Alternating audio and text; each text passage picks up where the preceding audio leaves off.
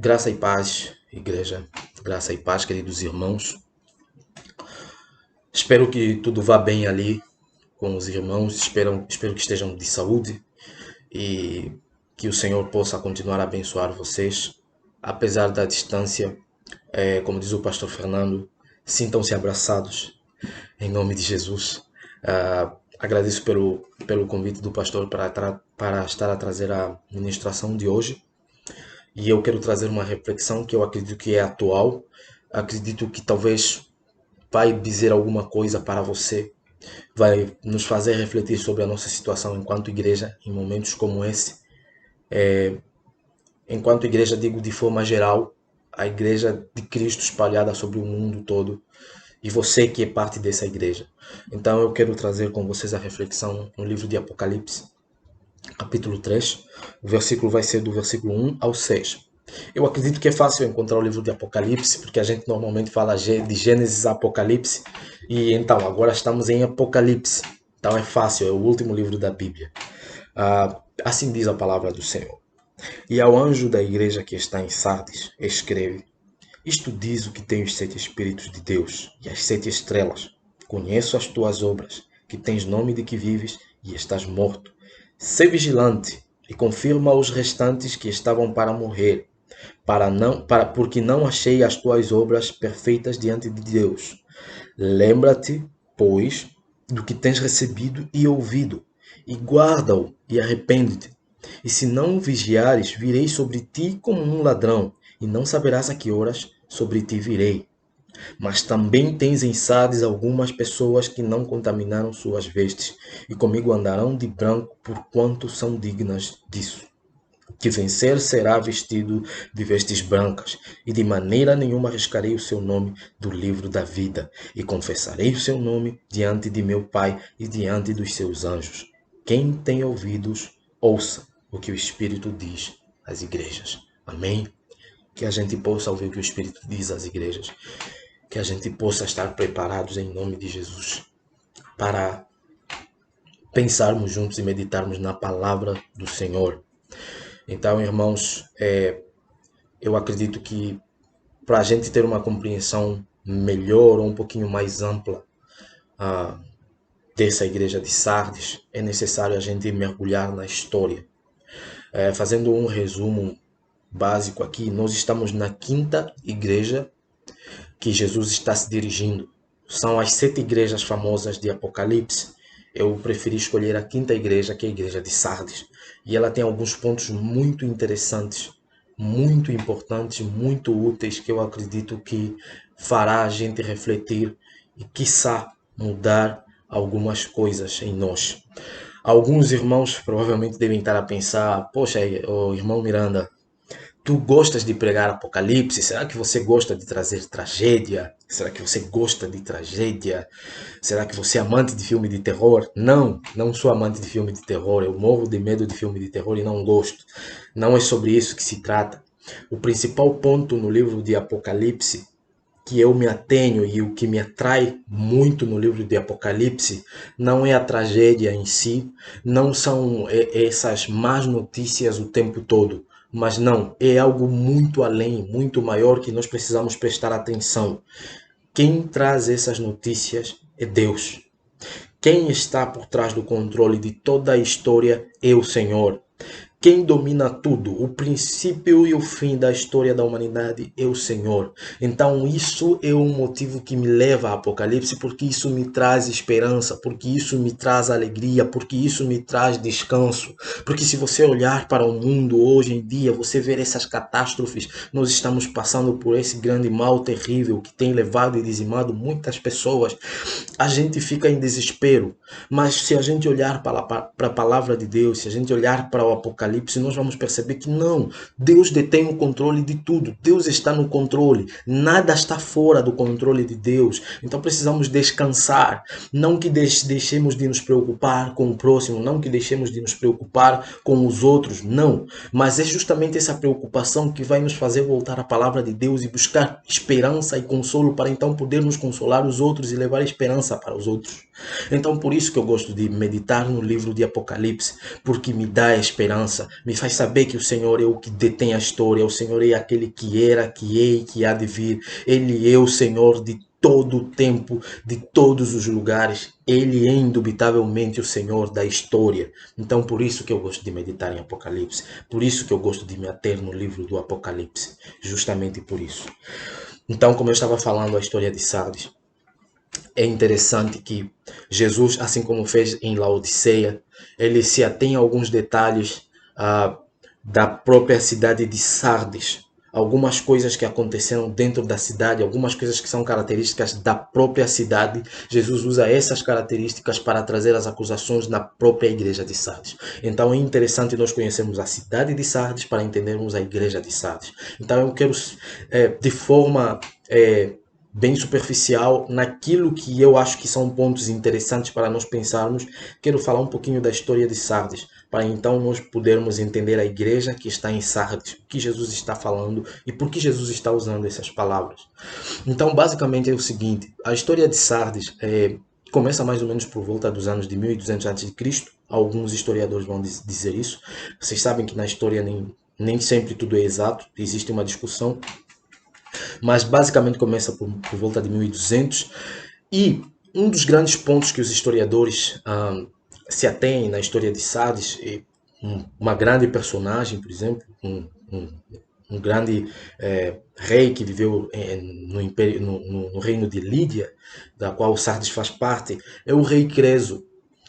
O rei Creso, ele viveu mais ou menos nos anos 550, alguma coisa assim, e esse rei Creso, ele era extremamente rico. Detalhe, a cidade de Sardes era uma das cidades mais ricas do mundo. Ela era excessivamente rica. E ela tinha um comércio bastante próspero na produção de lã, couro e tecidos. Esse rei Creso, ele foi chamado pelos gregos como o rei Midas, da mitologia grega, que vocês provavelmente já ouviram falar, toque de Midas. O fulano está com toque de Midas, isso significa que tudo que ele toca prospera. Por exemplo, Midas, da mitologia grega, era alguém que recebeu uma dádiva dos deuses para que tudo que ele tocasse se tornasse ouro. Então, eles fazem essa comparação, os gregos, de tão rico que era esse Creso. E também na época tinha um ditado que usavam e falavam que você está rico como o rei Creso, por exemplo. Então, é só para a gente ter noção da grandeza que essa cidade viveu e passou. Ela era extremamente rica. Então, mas o que acontece? No século 6 a.C., mais ou menos nos anos 546, a cidade caiu diante dos persas. Eles caíram diante dos persas, essa foi uma grande queda registrada na história da cidade. Uma outra grande queda registrada na história dessa cidade foi também quando eles caíram diante dos gregos, no ano de mais ou menos 334 a.C. Então, essas duas grandes quedas, elas se deram por um detalhe bem bobo, digamos assim. A cidade confiava na sua impenetrabilidade, de tal maneira que eles negligenciaram a vigilância. E justamente da vez que eles negligenciaram a vigilância, nos anos de 546 mais ou menos, diante dos persas, eles foram invadidos e foram derrotados. A segunda vez também negligenciaram a vigilância e foram derrotados e invadidos pelos gregos. Então é muito interessante nós entendermos isso, porque essa palavra vigilância, Jesus vai falar que se eles não vigiarem, Jesus viria para eles como um ladrão e destruiria eles. Então é interessante que a história da cidade está elencada à história da igreja. Jesus está usando aquilo que aconteceu e aquilo que está acontecendo e ainda poderá acontecer se não mudarem o rumo. E então, outro detalhe é que por conta dos grandes feitos do passado, de como essa igreja era próspera e tudo mais, a cidade caiu numa tendência de viver das glórias do passado somente. E essa também é a acusação que Jesus está fazendo, que a igreja de Sardes tem a fama de estar viva, mas ela está morta diante do Senhor. Então era uma igreja que provavelmente estava vivendo do passado, estava vivendo das glórias do passado. aquilo que eles fizeram, aquilo que eles conquistaram no passado, aquilo que eles eram. Tanto a cidade como a igreja já estavam caídas e moribundas, mas estavam vivendo o tempo todo dessa glória do passado sem saber o que estava acontecendo no presente e aquilo que estava acontecendo no presente estava levando eles à morte. E é interessante aqui, voltando para o versículo 1, quando Jesus se apresenta à igreja de Sardes, ele diz: Isto diz o que tem os 7 Espíritos de Deus e as 7 estrelas. É interessante nós entendermos aqui por que Jesus faz referência a isso. Aquele que tem os 7 Espíritos de Deus. Se os irmãos quiserem colocar um pause e voltarem para o livro de Isaías, capítulo 11, versículo 2, e lerem, vocês vão entender as 7 qualidades do Espírito Santo, digamos assim. Alguns estudiosos vão elencar, talvez, essa referência que Jesus faz também ao Espírito Santo, porque Jesus detém a plenitude do Espírito Santo. Então, ele é pleno. Então, aqui ele refere-se provavelmente a essa autoridade plena sobre cada ação tomada na igreja. Ou seja, ele é aquele que João Batista disse. Se vocês quiserem colocar um pause e analisar Marcos 1:8, vai ser interessante para complementar, irmãos. Que batizaria com o Espírito Santo.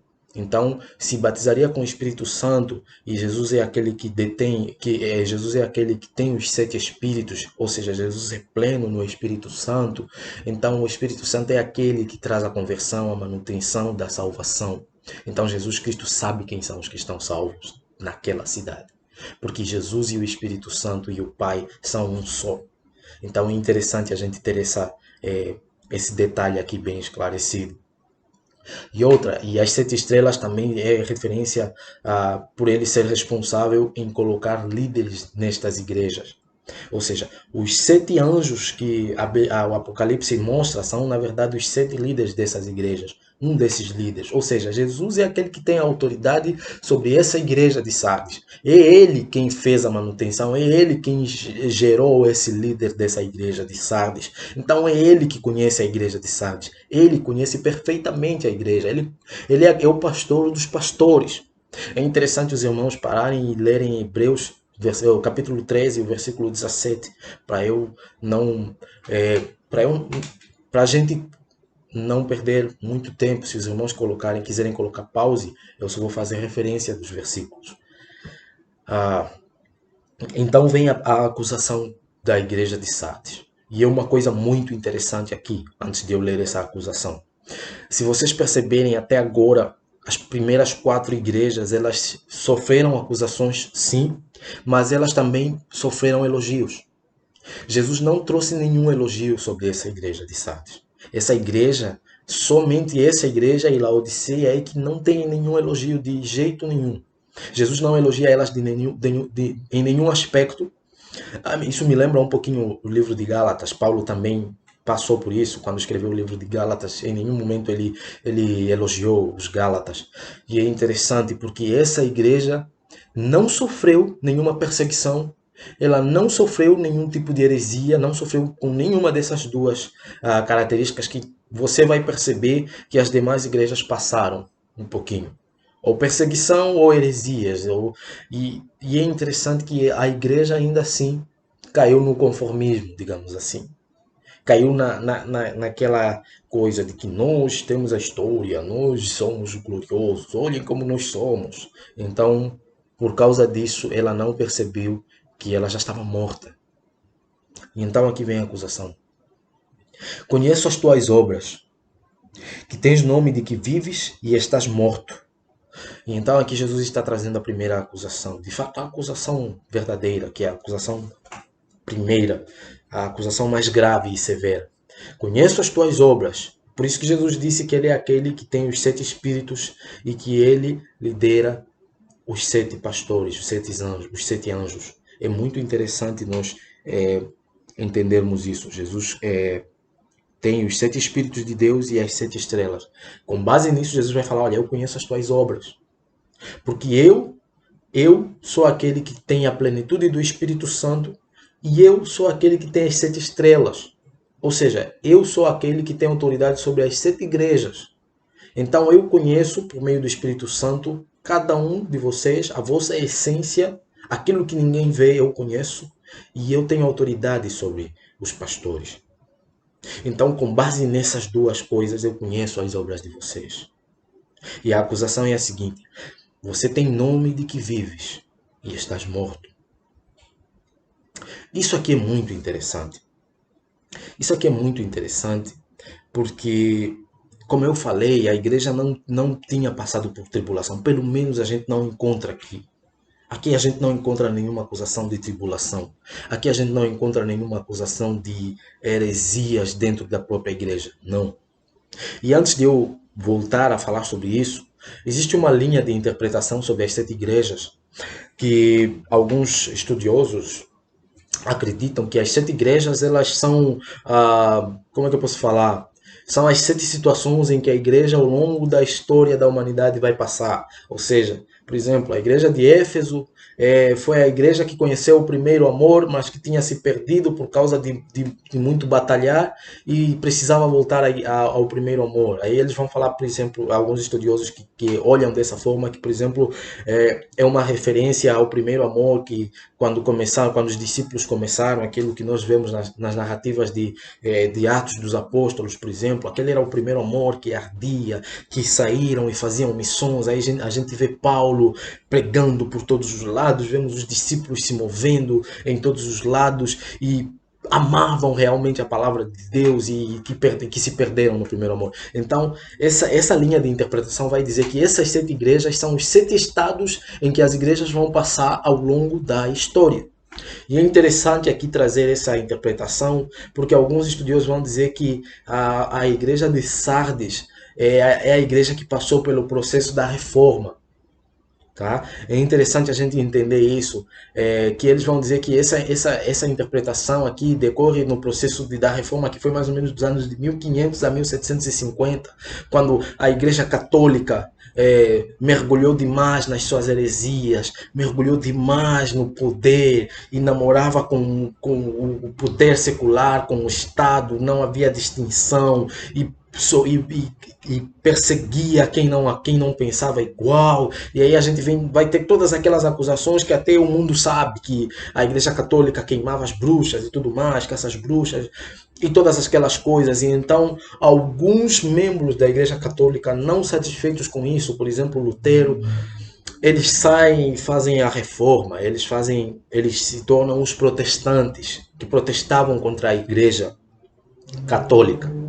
E alguns estudiosos que vão interpretar a Igreja de Sardes como um momento histórico, vão dizer que vão fazer uma crítica porque assim as igrejas reformadas, protestantes de modo geral, elas saíram da católica por criticarem aquilo que a católica estava fazendo, mas com o passar do tempo elas acabaram fazendo a mesma coisa. Elas se aliaram ao Estado e elas passaram a fazer perseguições políticas a quem não pensava como eles, por exemplo. E é a partir disso que, por exemplo, vocês, para quem conhece um pouquinho, vai entender a história dos anabatistas. Os anabatistas surgem justamente por causa disso. Ou então, por exemplo, o pietismo. Tá? O pietismo surge justamente por causa disso. Porque era um grupo de pessoas que queriam viver somente o evangelho, não queriam ter mistura com o Estado. Porque eles entendiam que o Estado estava corrompendo a igreja. Então a igreja estava morrendo.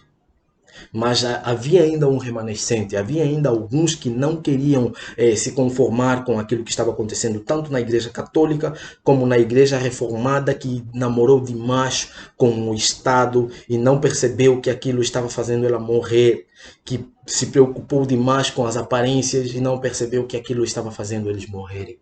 Então é aí que você encontra os anabatistas, você encontra o pietismo de forma geral, que a gente vê que depois esse grupo se mudou para os Estados Unidos, por exemplo, e aí a gente tem uma longa história, eu não vou me ater nisso, mas o que eu quero trazer é essa perspectiva de como algumas igrejas são interpretadas ao longo da história.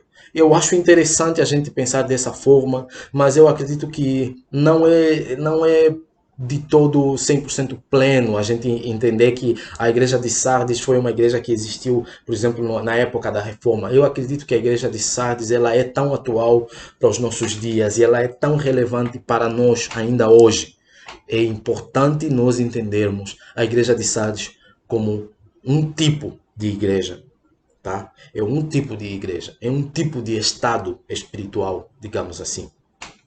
Então, hoje, talvez eu diria que a igreja de Sardes é aquele tipo de igreja que vive de ativismo, tá? Vive com preocupada e as preocupações dessa igreja aparentam ser legítimas. Preocupação com atividades, por exemplo, atividades sociais, digamos assim, fazer, sei lá, campanhas por aí, trazer todo um bem, todo tipo de atividades que a gente conhece e tudo mais. Eu não estou dizendo que isso é errado, mas eu estou dizendo que essa igreja é o tipo de igreja que se perdeu nas atividades. É isso. Se perdeu nos ativismos. Elas começaram muito bem, elas têm uma história, elas têm um processo, elas têm um progresso.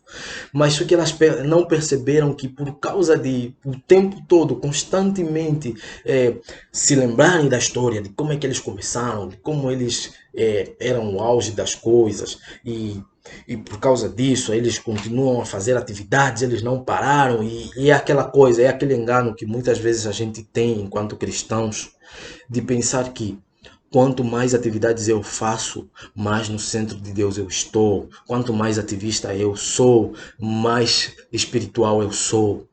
Irmãos, eu não estou dizendo que ser ativista, fazer coisas em prol do evangelho é ruim. Eu só estou a dizer que esse povo perdeu o foco. Esse povo se preocupou demais com a aparência. Esse povo se preocupou demais com as atividades. Esse povo tinha o nome de que estava vivo, tá? É isso que Jesus está dizendo. Vocês têm nome de que estão vivos, mas na verdade não estão. Então esse povo provavelmente em algum momento parou de olhar para si e começou a fazer vistas grossas aos seus próprios pecados. Esse é um termo que aqui no Brasil usa-se muito, e vocês entendem. Fazer vistas grossas é ignorar aquilo que está ao redor, é ignorar os seus próprios pecados, é ignorar as suas próprias mazelas, as suas próprias fraquezas, é você viver em um estado mórbido, é você viver em um estado de dormência. Então isso é muito interessante. E é deixar de olhar para si e de olhar para si diante da luz da palavra de Deus, porque você teme que se você olhar para a palavra de Deus, você será acusado de morto. Então é isso que Jesus está dizendo. Tem nome de que vives, mas estás morto. E a minha pergunta aqui era: e o que acontece se nós descobrirmos que essa falha de igreja acontece também no âmbito individual? Porque aqui eu estou falando muito de igreja, mas igreja somos nós, igreja é você, igreja sou eu. E a minha pergunta é: e se essas falhas a gente descobrir que acontece conosco? Se a gente está envolvido em várias atividades, em ativismos, em várias coisas que nos fazem pensar que nós estamos agradando o Senhor porque a gente está fazendo muitas coisas. Olha só. E se isso nos faz pensar que. E se nós formos igual essa igreja? Nos faz pensar que estamos vivos. Todo mundo olha pra gente e fala: nossa, o fulano é espiritual. Nossa, o fulano faz coisas de cristão. E essa é uma característica muito interessante porque o momento do Brasil, o momento do mundo, é um momento em que está existindo várias pessoas que se chamam de cristãs. Está existindo várias pessoas que têm práticas, digamos assim, de cristãos e que se chamam cristãos. Várias pessoas, inclusive, que ousam em usar o nome do Senhor para dizer que são cristãos. Para dizer que por causa disso, para dizer que por serem cristãos eles podem fazer o que fazem. E aí a gente vê, não só no Brasil, mas no mundo de forma geral. Muitas pessoas têm usado aquilo que eu diria que é a prática cristã, aquilo que eu diria que é a ética cristã, para afirmar que são cristãos. E de fato, são bons cidadãos, são boas pessoas, são pessoas que, eticamente falando, são irrepreensíveis. Mas o que torna elas cristãs? Se Jesus está dizendo, vocês têm em nome de que estão vivos, mas estás morto. O que nos torna cristãos? E se isso acontecer conosco, o que fazer? Então eu pensei aqui, talvez a primeira coisa seria encarar a realidade da situação. E a única maneira de encarar a realidade da situação é parar e olhar para dentro de si mesmo, olhar para nós mesmos, olhar para nós e nos confrontarmos com a palavra de Deus. Dói. Eu confesso, irmãos, que quando eu estava preparando essa mensagem, eu apanhei. Um outro ponto talvez que nós precisamos fazer é admitir as nossas falhas. E jamais devemos nos conformar com essa maneira de viver, com essa vida de nos conformarmos com o mundo, de tomarmos a forma e semelhança do mundo, de vivermos de aparência, de encantarmos o mundo. Romanos 12:2, para quem quiser colocar pause, leia Romanos 12:2. É muito interessante. Então, irmãos, eu vou continuar aqui. Aqui Jesus fala no versículo 2: Sê vigilante e confirma aos restantes que estavam prestes para morrer, porque não achei as tuas obras perfeitas diante de Deus. Aqui o ser vigilante nos lembra muito a dormência. A dormência trouxe consequências desastrosas para a igreja de Sardes e não permitia que esta se enxergasse, como eu estava falando. É necessário a gente se voltar e enxergar aquilo que há em nós. A vigilância é uma referência à própria cidade, como eu falei para vocês, que tinha caído 2 vezes porque não vigiou, porque subestimou o inimigo. E essa vigilância é uma referência à cidade e o povo sabia o que isso significava. Então, de forma macro e histórica, muitos crentes mantiveram-se vivos e não caíram na tentação do ativismo superficial, mas desejaram a relação com o Espírito Santo de forma profunda e verdadeira. Por isso que eu achei isso muito interessante. Jesus fala que ele é aquele que tem os 7 Espíritos de Deus. É muito interessante porque a única solução para sair dessa encruzilhada é voltar a ter uma relação profunda com o Espírito Santo. Por isso que Jesus fala que ele é aquele que detém o Espírito, os 7 Espíritos. Porque se Jesus conhece e tem os 7 Espíritos e você tem uma relação com o Espírito Santo, então você é conhecido por Jesus, você é conhecido pelo Espírito Santo, você é conhecido pelo Pai. E é isso que Jesus está falando. As tuas obras não são conhecidas diante de Deus, foram reprovadas. Aquilo que Daniel fala, pesado foste e achado em falta você foi. Parafraseando aqui. Então, John MacArthur trouxe um exemplo muito interessante sobre essa questão das medidas a nível estrelar, a nível galáctico, que vocês acredito que os irmãos já ouviram falar da medida do ano-luz. Um ano-luz significa 186 milhas por segundo. É a distância que a luz percorre.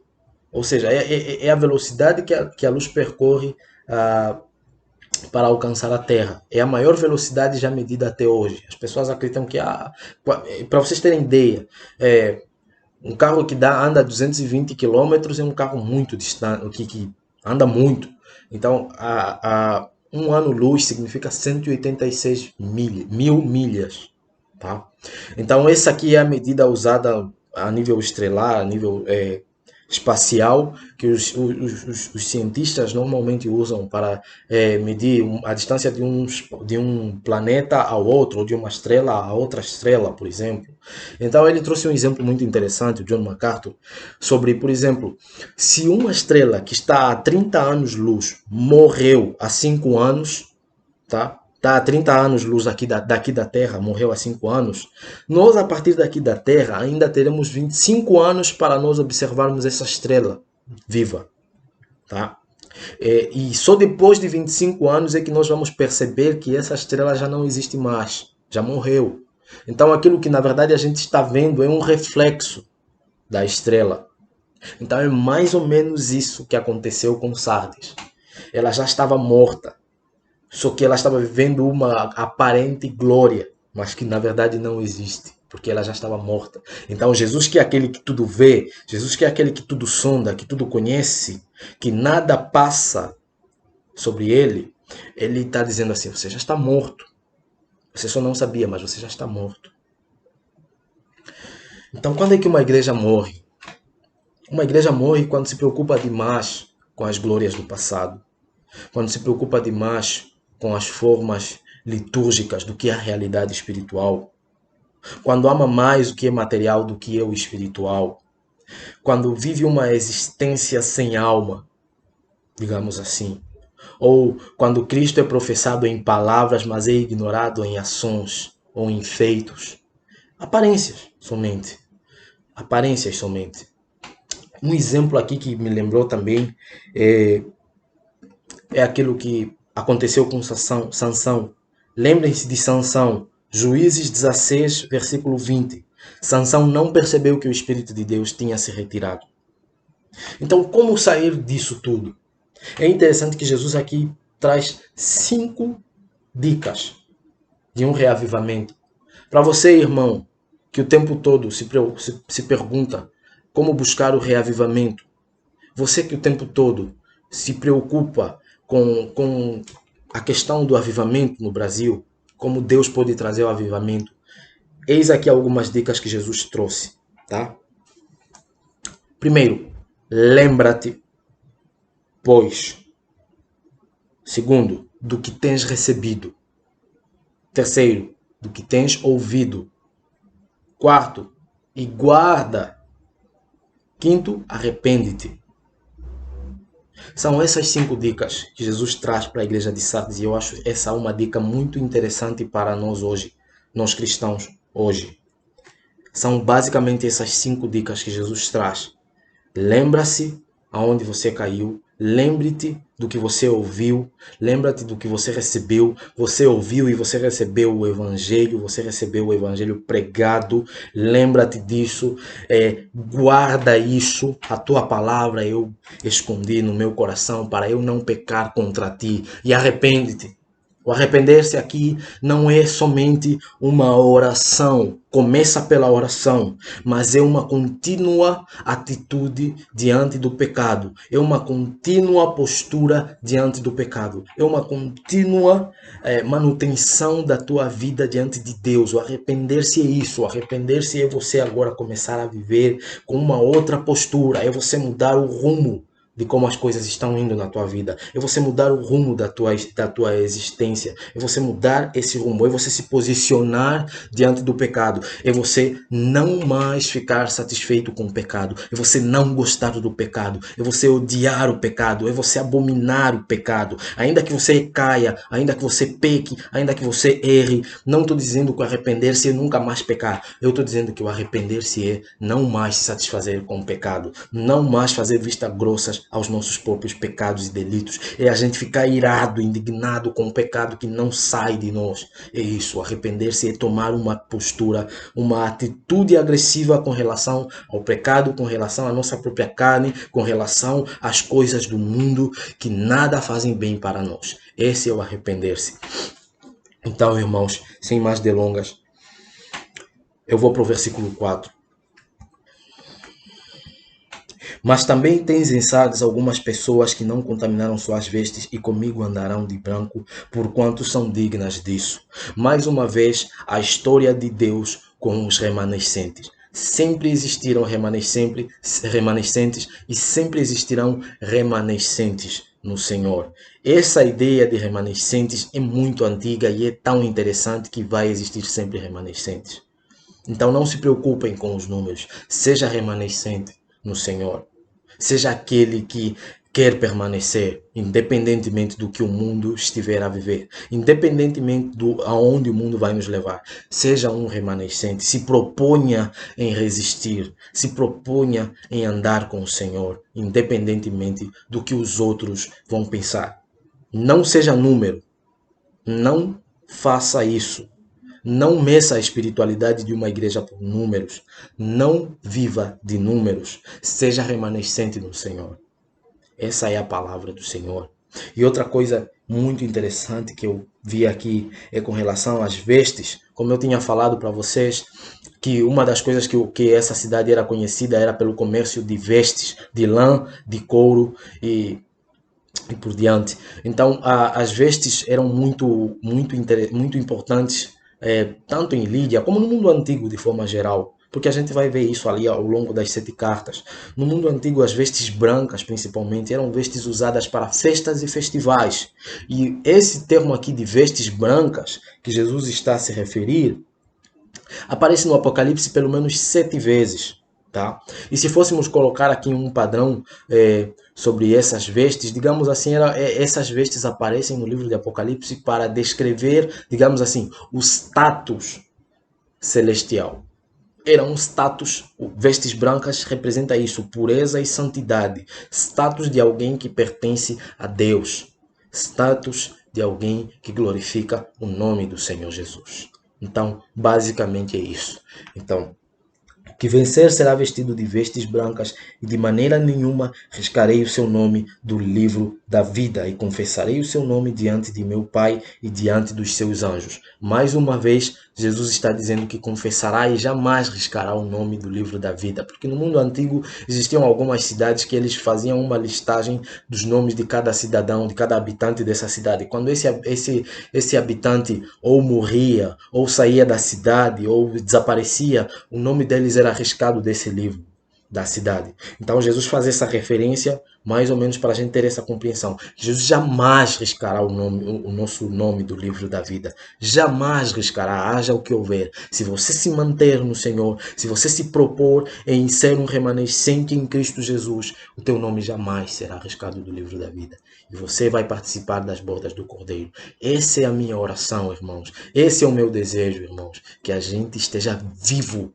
Que a gente olhe para nós mesmos, olhemos para nós, mediante a palavra de Deus, possamos ser examinados pela palavra de Deus e possamos buscar uma relação verdadeira com o Espírito Santo, para que o Espírito Santo nos traga vida e para que por meio dessa vida com o Espírito Santo sejamos conhecidos pelo próprio Pai e pelo próprio Filho. E esse jamais riscará o nosso nome do livro da vida. Irmãos, essa é a minha oração, esse é o meu desejo, que Deus possa abençoar a tua vida em nome de Jesus Cristo. Nós assim pedimos e agradecemos. Amém.